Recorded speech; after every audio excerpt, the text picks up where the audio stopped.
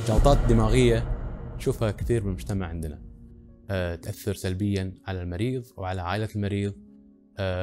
تأثيرها كبير جدا. الأسباب عدة، وواحدة من هذه الأسباب هي تضيق الشرايين والأوعية الدموية. هنتكلم عن هالموضوع هذا اليوم. فالمرضى عادة يجون الطوارئ في شلل نصفي، مشكلة بالكلام أو بالاستيعاب أو تنميل في نصف الجسم.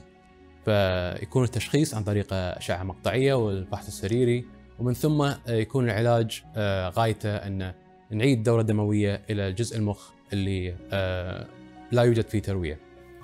فمن بعد ذلك احنا نحاول كجراحين أوعية دموية أن نمنع حدوث أو تكرار هذه الجلطات في المستقبل. فالفحوصات اللي نسويها تكون في مختبر الأوعية الدموية، ونسوي سونار ونشوف الشريان السباتي والشريان الفقري في الرقبة، ونتأكد أن ما في تضيقات التي قد تسبب تكرار هذه الجلطات.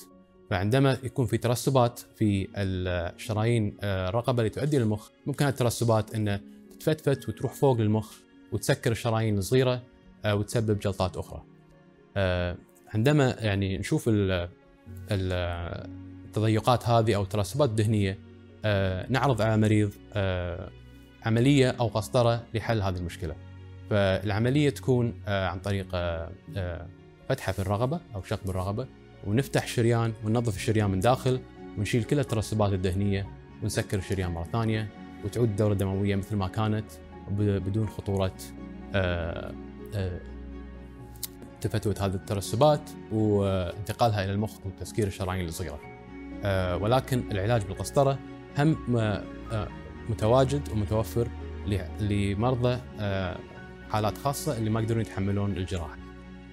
فتكون القسطرة عن طريق وضع دعامة، والدعامة تكون كشبكة تمنع الترسبات هذه من أنها تنفصل من جدار الشريان وتروح للمخ لفوق. بكلا الحالتين المريض يقعد بالمستشفى يوم ويومين يتعافى ويروح البيت بعدها إن شاء الله، ويرد إلى العلاج طبيعي عشان يرجع مثل حالته قبل الجلطة.